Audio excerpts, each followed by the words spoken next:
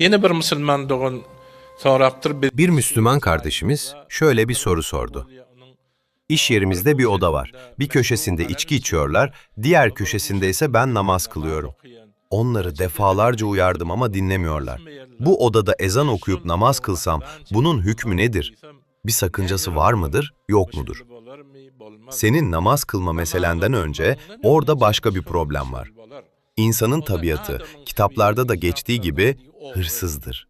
İnsan tabiatı, kötü huyları iyi şeylerden çok daha hızlı çalar.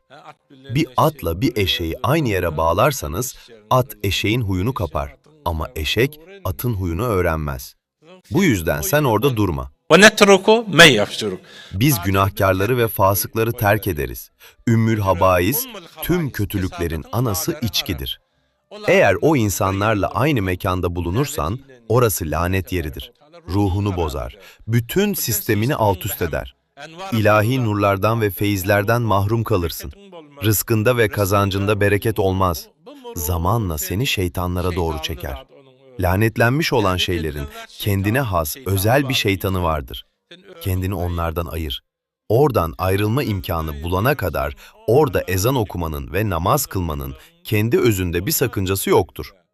Elbette eğer içki kokusu gelirse namazı mekruh olur. Koku gelmiyorsa namazını kıl. Ancak en kısa sürede ilk fırsatta orayı terk et.